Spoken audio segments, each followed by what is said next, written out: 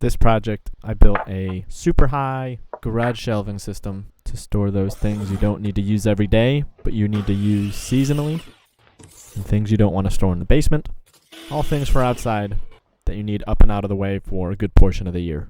So here I'm making 8-foot platforms just out of standard 2x4s. The flex of a 2x4 for an 8-foot section is roughly 400 pounds, I think. And I'm not storing anything that high for spans that are even shorter than 8 feet. I did not glue the 16 on center platform slats to the outside 8-footers because these screws themselves have a solid shear strength, which are plenty strong for the distributed load on those 16 on center pieces.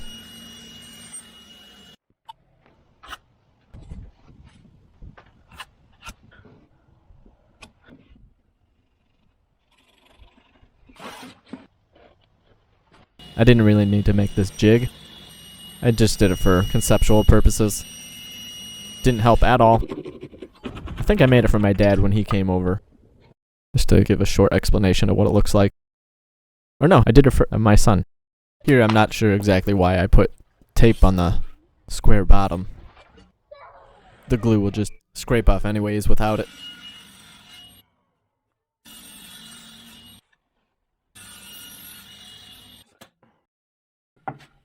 So here I'm doing double-sided tape, making a jig in order to get repetitive cuts. These are the 45-degree angle pieces that are going to support the cantilevered platform coming off the walls right in the center, which acts like a pivot point for the cantilevered side stretching over the garage and the side fixed to the wall.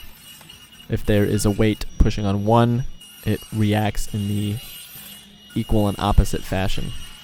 And the compression strength of a 2x4 is roughly, I want to say 1,000 pounds, which is way beyond anything this is going to be holding.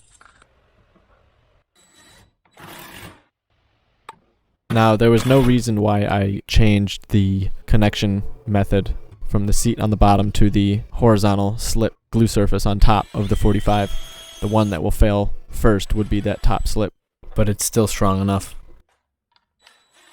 And the screw is only to clamp it while it dries. The weakest point in this whole structure is this slip joint, the upper end glued to the underside of the 2x4 surface. And by my estimation, it is plenty strong. I even skipped every other 16-inch.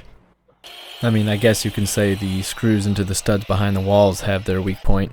I mean, I certainly don't know for sure if I screwed into the center of them. I just use this, what is it called, OBS?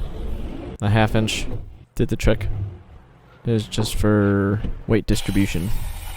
Obviously, I'm not gonna store things in hollow openings. You need a subfloor, obviously. This I needed to fit around the corner there. Perfect. Hello.